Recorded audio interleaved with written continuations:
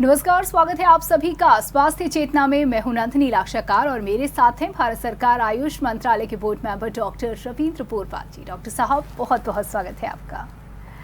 तो दर्शकों, स्वास्थ्य चेतना हर बार आपकी मदद करता है। उद्देश्य यही है कि आपके स्वास्थ्य से संबंधित जितनी भी परेशानियां हैं उसका समाधान किया जाए, और समाधान कुछ ऐसा हो, आसान से हो नुस्खे जो हमारे घर की रसोई में ही उपलब्ध हो, या फिर घर के पास ही पंसारी की दुकान तक ही हमें जो हमारे उपाय हैं, जो नुस्खे हैं, वो मिल जाएं। और इसी श्रृंखला में आगे बढ़ते हुए आज हम बात करेंगे ब्यूटी की। अब आप सोच रहे होंगे कि आखिर स्वास्थ्य के प्रोग्राम में ब्यूटी का जिक्र क्यों? वो इसलिए क्योंकि खूबसूरती जो होती है कहीं ना कहीं उससे हमारी इंटरनल हेल्थ का पता चलता है। हम जितने स्वस्थ होते हैं उतने ही खूबसूरत भी दिखते हैं। उसके लिए हमें मेकअप करने की ज़रूरत नहीं होती है।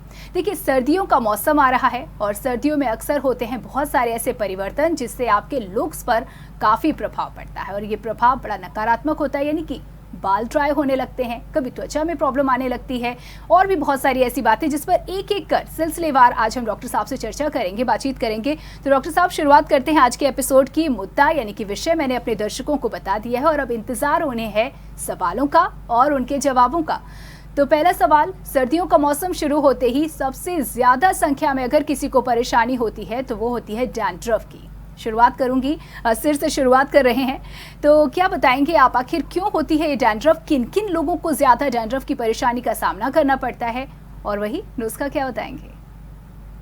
नंदिनी जी, जिनकी स्किन ड्राई होती है उन्हें डैंड्रफ की दिक्कत से ज़्यादा परेशानी होती है, लेकिन इसका ये मतलब बिल्कुल भी नहीं है कि ऑयली स्किन वालों को डैंड्रफ कम होता है। अच्छा जी, डैंड्रफ होता है, लेकिन ड्राई स्किन वालों के डैंड्रफ में एक खराबी ये होती है कि खुजली बहुत होती है। वो मीटिंग में बैठे हैं, बाल खुजलाने लग गए, और वक्त जब आप बालों को खुजलाते हैं तो बड़ा खराब एहसास होता है, और ये खुजली एक बार शुरू हो जाए फिर रुकती नहीं है जी।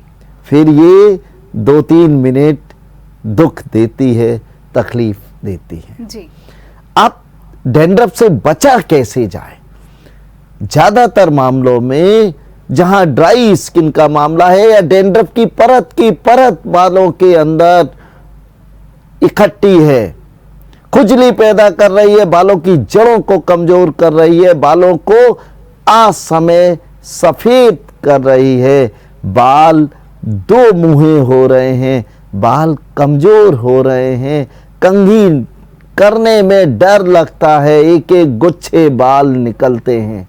डैंड्रफ केवल एक साधारण समस्या नहीं है, ये बालों की सेहत के लिए बहुत ही खतरनाक होता है। बहुत खराब इसका प्रभाव बालों के स्वास्थ्य पर होता है, बालों की सुंदरता पर होता है जी।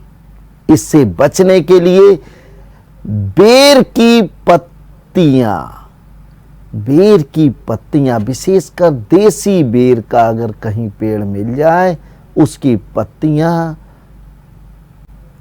अगर पीस कर डैंड्रफ पर लगाई जाए, सर पर लगा ली जाए, तो डैंड्रफ का पूरी तरह खात्मा हो जाता है।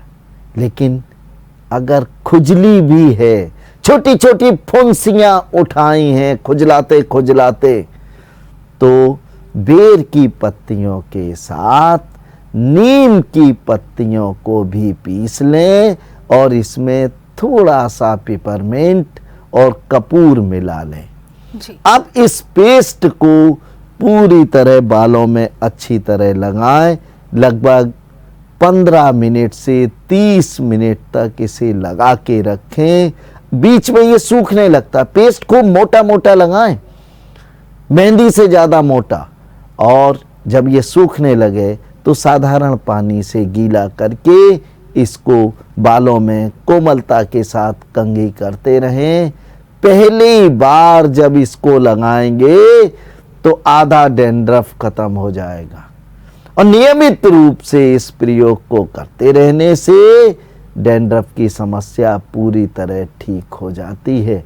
लेकिन जिन लोगों के बाल की जड़ें कमजोर हो गई, बाल पतले हो गए हैं, कंघी करने में डर लगता है, डैंड्रफ ने अपना रूप दिखा दिया है, बालों की जड़ों को अशक्त और कमजोर कर दिया है। वो लोग इस पेस्ट को जब लगाएं और आधा घंटे बाद पानी से धुलने से ठीक पहले दही और मुल्तानी मिट्टी को मिला लें जी। और उस पेस्ट को इस पर लगाकर खूब रगड़ रगड़ के मालिश करें बालों की, खूब रगड़ रगड़ के। इससे कमजोर जड़ वाले बाल निकल जाएंगे। लेकिन बाल की जड़ें, वो कोशिकाएं जो बाल को पैदा करती हैं, उनका मुंह खुल जाएगा और एक हेल्दी बाल, एक हेल्दी हेयर निकलेगा। तो आपके बाल घने, काले और सुंदर होंगे, लंबे होंगे। ये ध्यान रखिएगा। बहुत से लोग, नंदिनी जी क्या होता है, कमजोर पतले बाल हैं, कंघी करने से इसलिए डरते हैं, बाल निकलते हैं। सही बात तो ये है कि वो बाल जड़ छोड़ चुके हैं जी, उन्हें तो इतनी चिंता करने की जरूरत नहीं है, वो तो निकलना ही निकलना है। हाँ हाँ। अगर उनकी जगह हमने दही और मुल्तानी मिट्टी सफाई कर देती है, और दही जो बाल की कोशिका है, जो सेल है, उसको पोषण प्रदान कर देती है और वहां एकत्रित, उसके सराउंडिंग एकत्रित खराब तत्व तो बाहर हो जाते हैं। लेकिन ये प्रयोग अगर 15 दिन लगातार कर लें, फिर सप्ताह में 2 बार करें, फिर उसके बाद सप्ताह में 1 बार करें, और गर्मी, सर्दी, बरसात कभी भी इस प्रयोग को कर सकते हैं। केवल सर्दी में ही इसका लाभ नहीं मिलता, सभी मौसम में इसका लाभ आप पा सकते हैं। जी, तो भले ही समस्या सर्दियों की हो, इसलिए उपाय सर्दियों में बताया जा रहा है, लेकिन इसका मतलब ये नहीं है कि आप इस नुस्खे का इस्तेमाल सिर्फ सर्दियों में करें। आप किसी भी मौसम में कर सकते हैं अगर आपको डैंड्रफ की परेशानी हो। देखिए, आपने बताया बेर के पत्तों का पेस्ट, इसके साथ ही आपने बताया कि अगर दिक्कत ज़्यादा हो तो नीम के पत्तों का भी पेस्ट का इस्तेमाल किया जा सकता है, और उसके बाद वॉश करने के दौरान दही और मुल्तानी मिट्टी। इसके अलावा भी कुछ ऐसी चीज़ें हैं जिनका इस्तेमाल हम डैंड्रफ भगाने के लिए कर सकें, या कोई अन्य नुस्खा? ये नुस्खा इतना कारगर है कि आपको निराश नहीं होना पड़ेगा। जो लोग हजारों रुपया खर्च करके महंगे महंगे शैम्पू खरीदते हैं, अन्य रूप में विभिन्न प्रकार की औषधियों का सेवन करते हैं, लेकिन समस्या से निदान नहीं पा पाते। समस्या उनकी कुछ समय के लिए लगता है ठीक, लेकिन थोड़े ही सप्ताह के बाद पहले से ज्यादा उग्र रूप में डैंड्रफ सामने आता है। तब निराशा लगती है, तब हताशा लगती है, तब अपने आप पर खींच आती है कि हमने सब उपाय कर लिए, हमको लाभ नहीं मिला। ये वो उपाय है जो आपको जरूर फायदा पहुंचाएगा, लेकिन इस उपाय को करते समय 2 बातों का ध्यान रखना है। पहली बात, जंक फूड, फास्ट फूड का सेवन बिल्कुल नहीं करेंगे। दूसरा, मैदा, नमक और चीनी, इनका कम से कम प्रयोग करेंगे। ये तीनों श्वेत विष हैं और ये तीनों बालों की सेहत के लिए दुश्मन है, और अगर ये तीनों कहीं मिल गए तब तो ये बहुत ही ज्यादा नुकसान पहुंचाते हैं। एक और बात, महत्वपूर्ण बात, हम बालों की सेहत के लिए दुनिया भर के उपाय करते हैं। कुछ दवाइयाँ खाते हैं, कुछ पिल्स खाते हैं, विटामिन ई खाते हैं, और भी अन्य उपाय करते हैं। मैं कहता हूं कि आप पौष्टिकता के लिए फ्रूट्स का सेवन क्यों नहीं करते? आप पौष्टिकता के लिए हरी सब्जियों का सेवन क्यों नहीं करते? आप पौष्टिकता के लिए ड्राई फ्रूट्स का सेवन क्यों नहीं करते? ताजा घर का बना हुआ सूप, ताजा गाजर और आंवले का रस, ये अमृत हैं। हमें कृत्रिम चीजों से, हमें विकल्पों के स्थान पर प्राकृतिक संसाधनों का अपनी सेहत के लिए इस्तेमाल प्रमुखता से करना चाहिए, ज़्यादा करना चाहिए। इससे आपकी सेहत अच्छी रहेगी और बालों की समस्याएं तो छूमंतर हो जाएंगी। बिल्कुल, कहा जाता है कि जितना हम प्रकृति के करीब रहेंगे उतने ही स्वस्थ रहेंगे, विकार रहित रहेंगे। और आपकी इस बात से कहीं ना कहीं इस बात की भी पुष्टि होती है। देखिए, ये तो बात हो गई डैंड्रफ की, परेशानी की। अब बात अगर बालों की खूबसूरती की जाए, सर्दियों के मौसम में हम कैप्स का इस्तेमाल करते हैं और वुलेंस का इस्तेमाल करते हैं। एक अजीब सी खुश्की होती है वातावरण में, और ऐसे में बालों में भी खुश्की देखी जाती है, ड्राइनेस देखी जाती है, रूखे रूखे से बाल लगते हैं। तो इसके लिए क्या उपाय बताएंगे? बालों की सेहत के लिए सबसे अच्छा भृंगराज माना जाता है। और हम आपको एक विशेष बात बताना चाहते हैं कि भृंगराज अवध प्रांत में, उत्तर प्रदेश का जो ये अवध प्रांत है, जो मध्य उत्तर प्रदेश है, इसमें सर्वाधिक मात्रा में होता है।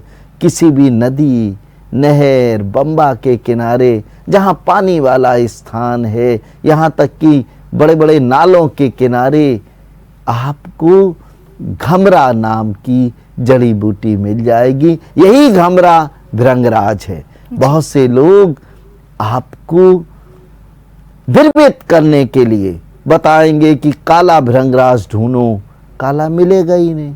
नीली भृंगराज, नीला भृंगराज गुजरात में पैदा होता है, बहुतायत से पैदा होता है, वहाँ सफ़ेद की कीमत ज़्यादा है।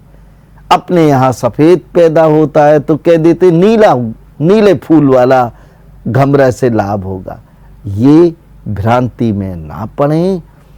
घमरा, जिसे भृंगराज कहते हैं, ये भृंगराज चाहे सफ़ेद फूल का हो, चाहे काले फूल का हो और चाहे नीले फूल का हो, बालों की सेहत के लिए समान है, बहुत गुणकारी है, बहुत लाभकारी है। आप भ्रम में नहीं पड़िए, क्योंकि काला ढूंढते ढूंढते ढूंढते ढूंढते आप निराश हो जाएंगे। मिलेगा नहीं, मिलेगा तो थोड़ा बहुत 100 ग्राम मिल गया, जिससे आपका काम नहीं बनेगा। क्योंकि काला इधर के प्रांत में कम होता है, यह उन क्षेत्रों में ज़्यादा होता है जहाँ नमकीन पानी है, समुद्र है। ऐसे क्षेत्रों में उसको नीले भृंगराज की पैदावार बहुत होती है। लेकिन नीला भी उतना ही गुणकारी है, कम गुणकारी नहीं है।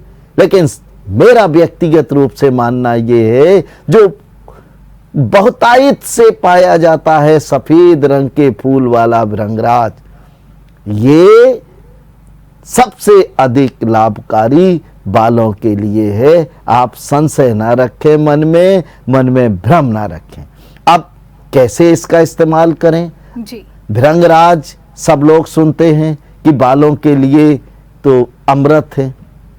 सभी तेलों में, सभी शैम्पू में भृंगराज का प्रयोग होता है।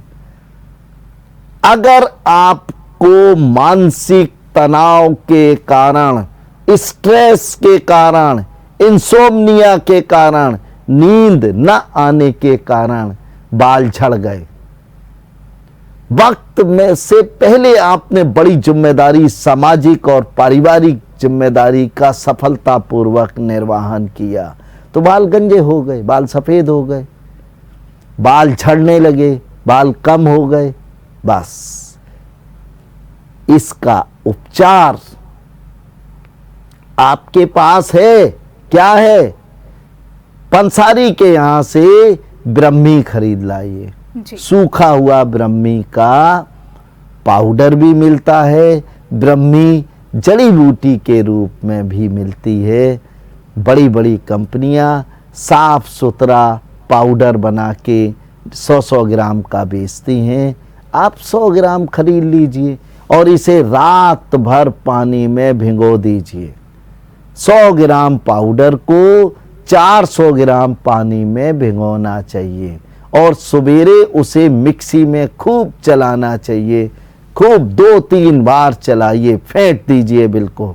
और जब मिक्सी में अच्छी तरह चला लें, तब इसे धीमी आंच पर गर्म करने के लिए रखें और इसमें 200 मिलीलीटर लगभग 1 गिलास घमरे का भृंगराज का रस मिला दें और 200 ml ही नारियल का तेल मिला दें, कड़वा तेल मिला दें, तिल का तेल मिला दें, अलसी का तेल, जो तेल आप अपने लिए उपयुक्त समझते हैं और धीमी आंच पे इसे खोलने दीजिए। खोलते खोलते आखिरी में जब पानी जल जाएगा तो एक गाढ़ा पेस्ट जैसा बन जाएगा। अगर नारियल के तेल में बनाते हैं तो बस इसको थोड़ा सा लीजिए, बालों की जड़ों में अच्छी तरह लगा दीजिए। तनाव के कारण जो बाल झड़े हैं वो बाल फिर से आने लगेंगे। जो बाल कमजोर हैं उन बालों की सेहत अच्छी होगी। भृंगराज एक ऐसा पौधा है, भृंगराज का उपचार बालों के लिए श्रेष्ठतम है, सर्वहितकारी है।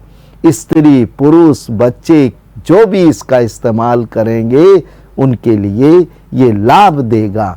तो आपने जो ये तेल बनाया है ये तेल जरूर लगाइए।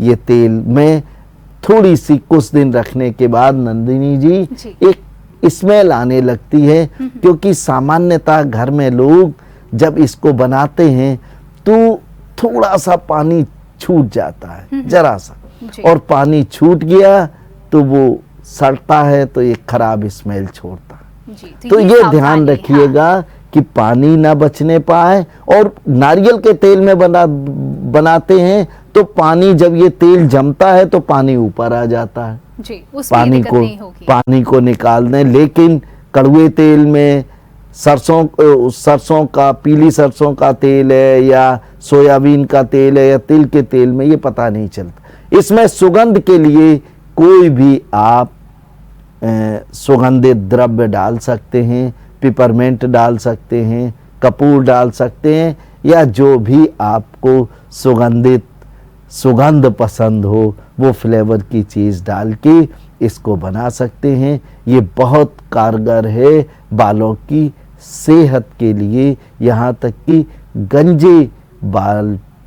गंजे सिर पर भी बाल उगाने की ताकत रखता है। ये असली भृंगराज का तेल है, ब्रह्मी का तेल है। बिल्कुल, देखिए असली भृंगराज का ये तेल होगा, अपने हाथों से बनाया हुआ होगा, किसी भी तरह की इसमें मिलावट नहीं होगी और यही वजह कि इससे पूरे फायदे की उम्मीद की जा सकती है। आज हम बात कर रहे हैं सर्दियों के मौसम में कैसे अपनी ब्यूटी का, खूबसूरती का, अपने व्यक्तित्व का ख्याल रखा जाए। देखिए शुरुआत हुई थी सिर से, यानी कि बालों की समस्याओं से, डैंड्रफ से, लेकिन अब बात करेंगे सीधे सिर से होते हुए पाँव तक। डॉक्टर साहब, सर्दियों के मौसम में एड़ियाँ फटने की परेशानी बहुत आम है। हर घर में इसको लेकर के महिलाएं सबसे ज्यादा परेशान होती हैं, उन्हें बहुत ज्यादा दिक्कतों का सामना करना पड़ता है।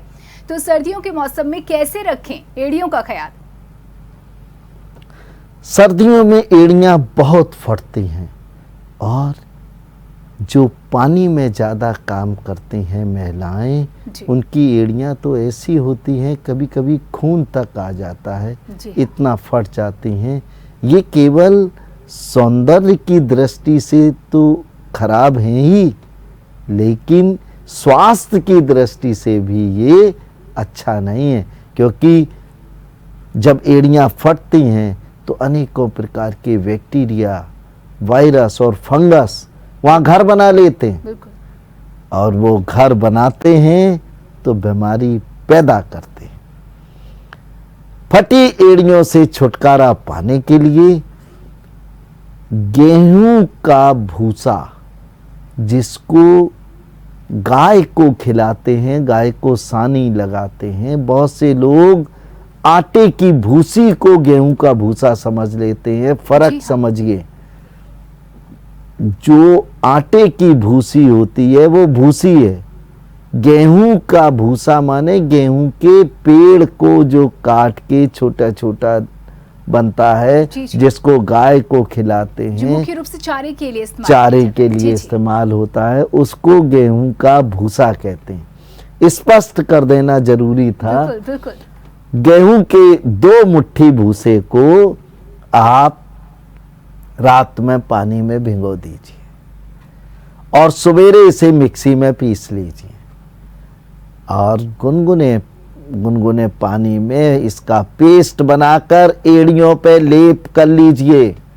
लेप करके आप या तो बैठ जाएं थोड़ी देर या कोई कपड़ा बांध लें जी। एक दिन में एड़ियां चिकनी होने लगेंगी और 15 दिन में एड़ियों की समस्या पूरी तरह ठीक। जब भूसे वाला प्रयोग करें तो इसके बाद एड़ियों में लगाने के लिए कोई केमिकल युक्त क्रीम का इस्तेमाल ना करें। अगर आप बेहतर से बेहतर एक उपाय बताना चाहते हैं, अगर आप कर सकें तो ये बहुत हितकारी है। धनिया, हरी धनिया ले लीजिए, हरी धनिया का पेस्ट बनाइए और इसमें थोड़ा सा दही और 1 चम्मच मुल्तानी मिट्टी या गेरू का, शुद्ध गेरू का पाउडर, गेरू मिट्टी मिली हुई मिलती है बहुत बार, वो नहीं, लाल गेरू हो अच्छी, उसका 1 चम्मच पाउडर मिला। और अगर 1 चम्मच मुल्तानी मिट्टी और 1 चम्मच गेरू दोनों को मिला लें तब तो फिर अमृत मलहम तैयार हो जाएगा। इन सब चारों चीजों को मिला के पेस्ट बना लीजिए और एड़ियों पे लगा लीजिए। 15-20 मिनट लगा रहने दीजिए, आधा घंटे लगा रहने दीजिए, फिर धो लीजिए। दिन में 3 बार लगा लीजिए। ये जो बड़े बड़े घाव, बड़ी बड़ी कटे हुए दरारें हैं एड़ियों की, ये कुछ ही दिनों में बिल्कुल ठीक हो जाएंगे और पैर एकदम चिकना, साफ सुथरा दिखेगा। बहुत कल्याणकारी नुस्खा है, बहुत लाभकारी ये नुस्खा है। लेकिन एक हिदायत है कि मोजे पहनकर आप पानी में काम ना करें। बहुत से समझदार लोग ठंड से बचने के लिए मोजे पहन लेते हैं जी जी, और मोजे पहन के झाड़ू लगाएंगे, सफाई करेंगे, पानी का काम करेंगे, मोजे भीग गए। आप देखिए, बगैर मोजे के अगर आप काम कर रहे हैं तो पैर 5-7 मिनट में, आपने नहीं भी पहुंचा है तो स्वाभाविक रूप से सूख जाता है जी। मोजे तो उसको गीला ही गीला करते रहेंगे। एक बार पैर भीग गया तो जब तक मोजे को निकालेंगे नहीं वो पैर भींगा ही रहेगा। ये पैर की एड़ियों के लिए, पैर की सेहत के लिए खराब है। इससे बचाव करें, इससे बचें। बिल्कुल, तो ये सावधानी से कह सकते हैं, ये बरतनी ज़रूरी है। देखिए, आगे बढ़ते हुए अगर बात की जाए सर्दियों के मौसम में, अब हमने डैंड्रफ की बात की, बालों की ड्राइनेस की बात की और सीधे एड़ियों की बात की, लेकिन अब बात करेंगे त्वचा की। देखिए, त्वचा का ड्राई होना सर्दियों के मौसम में आम है, लेकिन किसी को ये परेशानी बहुत ज़्यादा होती है तो किसी को तुलनात्मक रूप से थोड़ी कम होती है, लेकिन परेशानी होती सभी को है। इसका क्या उपाय बताएंगे? स्किन अगर ड्राई हो गई है, विशेषकर बच्चों की स्किन बहुत ड्राई हो जाती है जी। 15-18 साल से कम आयु के जो बच्चे होते हैं, बहुत स्किन ड्राई हो जाती है, उनके गाल जो होते हैं वो फट से जाते हैं। एक बहुत हितकारी उपाय और बगैर पैसे का उपाय, एलोवेरा का जेल जी। चाहे मीठा हो, चाहे खट्टा हो, चाहे कड़वा हो। एक नंदिनी जी भ्रांति और है जी। कि ये तो एलोवेरा ये काम का नहीं है, ये तो औषधि प्रयोग का नहीं है। ये वो वैद्य बताते हैं जो आपके पैसे को आपकी जेब से अपनी जेब में करना चाहते हैं। उनका उद्देश्य आप केवल दवाई खरीदो। मैं कहता हूं एलोवेरा कोई भी हो, एलोवेरा होना चाहिए। कड़वा है, मीठा है, टेस्टलेस है, कोई इशू नहीं। आपने कुछ बताते हैं कड़वा बहुत हितकारी होता है, मैं कह रहा हूं कि सब हितकारी हैं जी। आप एलोवेरा के जेल को ले लीजिए और गेंदे के अगर ताजे फूल मिलते हैं तो ताजे, नहीं तो सूखे फूलों का पाउडर, इन दोनों चीजों को अच्छी तरह मलाई के साथ मिला लीजिए। जी। मलाई में भी ध्यान रखिए। इतनी भ्रांति, इतनी टेक्निकलिटी पैदा कर देते हैं लोग। बोले गाय के दूध की मलाई होना चाहिए, फिर गाय के दूध की बात आई तो बोले देसी गाय की होना चाहिए, फिर देसी गाय की बात आती है तो कहेंगे कि जो हरी घास खाती हो। अब इतना कहाँ से करेंगे, स्वर्ग चले जाएंगे आप, तब तक उपाय नहीं मिलेगा। मैं कहता हूं कि आपके जीवन के कार्यकाल में स्वर्ग चले जाएंगे, मतलब 20 और 25 साल आप इसी प्रयोग में को ढूंढने में लग जाएंगे।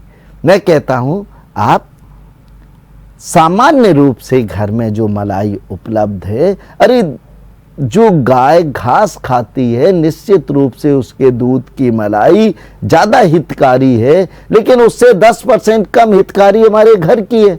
तो हम कम से कम 10%, 90% तो लाभ प्राप्त करें। बिल्कुल। तो ये तीनों चीजों को मिला लीजिए और पूरे शरीर पर इसे अच्छी तरह लगाइए, गालों पे अच्छी तरह लगाइए। जब ये सूखने लगे तो दूध से इसको गीला करके मालिश करते रहिए, मालिश करते रहिए। 15-20 मिनट खूब रगड़ रगड़ के शरीर की मालिश करें। फिर 1 बाल्टी पानी में, स्पेशली अगर गुनगुना पानी हो तो 1 नींबू निचोड़ दें और फिर उस पानी से स्नान कर लें। आप देखिएगा आपकी त्वचा दमकती होगी, आकर्षक होगी और ड्राइनेस तो एक ही दिन में खत्म, एक ही दिन में ड्राइनेस से छुटकारा। लेकिन ध्यान रखिएगा, जितना आप महंगा साबुन खरीदते हैं, महंगे के नाम पर उसमें उतने ही ज्यादा मात्रा में केमिकल्स होते हैं, फ्लेवर्स होते हैं और दुनिया भर की कौन कौन सी खतरनाक चीजें होती ये स्किन को ड्राई करती हैं। इसलिए साबुन का इस्तेमाल कम से कम करें, विशेषकर सर्दी में तो करें ही नहीं। ये जो उपाय बताया है ये करें। बेसन और मुल्तानी मिट्टी से शरीर को अच्छी तरह साफ करके नहा सकते हैं, ये साबुन का बेहतर विकल्प है।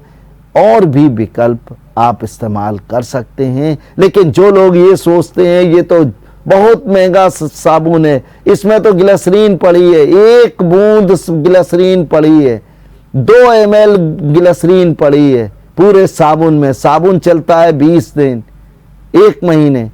2 ml माने उंगली 1 बूंद, 2 बूंद। इसलिए बहकावे में ना आए, अपने विवेक और बुद्धि से अपनी सेहत और अपने सौंदर्य का ख्याल आपको रखना है। जी देखिए, सर्दियों के मौसम में एक और परेशानी होती है बहुत आम। हालांकि कुछ लोगों में ये परेशानी ज़्यादा होती है और वो होती है सर्दी के मौसम आते ही हाथ पैरों की उंगलियों का या पैरों की उंगलियों का फूलना, सूज जाना, इचिंग होना, रेडनेस होना और परेशानी बहुत ज़्यादा किसी किसी को हो जाती है। डॉक्टर साहब, ये क्या है, किन लोगों में ये समस्या पाई जाती है और इसका क्या उपाय? जो लोग पानी का काम ज़्यादा करते हैं उनको ये दिक्कत होती है। इस दिक्कत से बचने के लिए एक बहुत कारगर घरेलू नुस्खा है कि तारपीन के तेल को अच्छी तरह उंगलियों पर लगा के आप उंगलियों को रजाई के अंदर कर लें। फिर पानी का संपर्क ना हो, ये रात्रि में 1 बार जरूर कर लें और सुबह उठकर आप नारियल के तेल में 100 ग्राम नारियल के तेल में 10 ग्राम असली कपूर डालें। कपूर की मात्रा में थोड़ी ज़्यादा बता रहा हूँ, 10 ग्राम असली कपूर पीस के डाल दें और हिला दें। ये तेल दिन में 2-3 बार आप हाथों में अच्छी तरह लगाते रहें, ये समस्या नहीं होगी, बिल्कुल नहीं होगी। और कई लोगों के तो उंगलियों के बीच में घाव हो जाते हैं, पस पड़ जाता है, आटा नहीं गूंद पाती हैं महिलाएं, ये सब समस्याएं ठीक हो जाती हैं। और ये नारियल के तेल और कपूर वाला नुस्खा वो लोग भी इस्तेमाल कर सकते हैं जिनके बच्चे, मान लीजिए छोटा बच्चा है, उसको मच्छरों ने काट काट के चेहरा की खूबसूरती खराब कर, ये लगाएंगे तो मच्छर कीड़े इन सब के काटे हुए का असर 3-4 घंटे में पूरी तरह ख़त्म हो जाएगा। इसके नॉर्मल हो जाएगी। इसके लिए 3 दिन 4 दिन वेट नहीं करना पड़ेगा। 3-4 घंटे 5 घंटे पर्याप्त। जी, सर्दियों के मौसम में त्वचा का रूखा होना एक समस्या है, लेकिन इसके साथ साथ हमारे जो होंठ हैं वो भी कहीं ना कहीं रूखे होते हैं और परेशानी का सबब बनते हैं। त्वचा और होठों में फर्क माना जाता है, तो क्या होठ अगर ड्राई होते हैं तो इसका कुछ अलग नुस्खा बताएंगे आप? सर्दी के मौसम में अगर आप नाभि में देसी घी लगाकर और उंगली से, जैसे नाभि में अच्छी तरह घी लेके आपने नाभि में लगा लिया, आप कम से कम 12-15 बार 20 बार क्लॉकवाइज इसको अच्छी तरह घुमाइए। फिर दोबारा घी लीजिए, फिर एंटी क्लॉकवाइज घुमा लीजिए। ऐसा सुबह और शाम करिए। ओंठ फटेंगे नहीं, ओंठ खूबसूरत रहेंगे। ओंठों के सौंदर्य के लिए आपको दूसरा कोई सौंदर्यवर्धक उपाय करने की ज़रूरत नहीं पड़ेगी। लेकिन ध्यान रखिए, ओंठों पर कोई केमिकल ना लगाइए। बहुत से लोग सुंदर दिखने के लिए ऐसे केमिकल युक्त लिपस्टिक का प्रयोग करते हैं जो बाहर से तो देखने में सुंदर दिखती है, लेकिन ये लिपस्टिक जब लग जाती है तो ओंठ रोते हैं, ओंठों को ये मारती है, ओंठों की कोशिकाओं पर बहुत बुरा प्रभाव डालती है। लेकिन स्त्रियां फैशन के मद में दूसरों को दिखाने के लिए, अपने को सौंदर्यवान प्रदर्शित करने के लिए जानते हुए भी जबरदस्ती ऐसे सौंदर्य प्रसाधनों का इस्तेमाल करते हैं जो बाद में उनके लिए घातक साबित होते हैं। जब ये बगैर लिपस्टिक के जब आप इनका चेहरा देखेंगे, या जो लोग बहुत सौंदर्यवर्धक सामग्री का प्रयोग करते हैं, जब आप कभी उनके घर में मॉर्निंग में पहुंचिए तो चेहरा ऐसे दिखता है, रूखा सूखा आकर्षणहीन। ये सुंदरता केवल सौंदर्यवर्धक पदार्थों से है।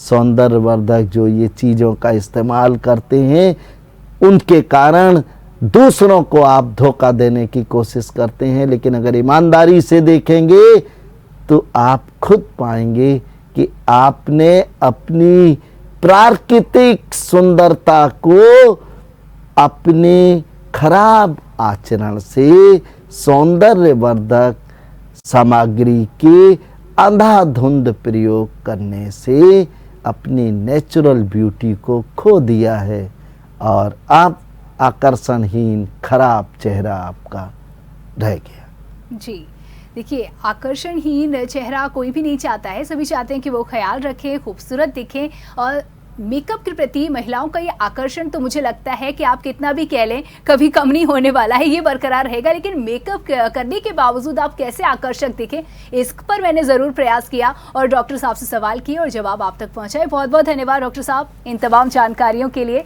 तो इसी के साथ ही आज के कार्यक्रम में इतना ही। दीजिए इजाज़त, नमस्कार।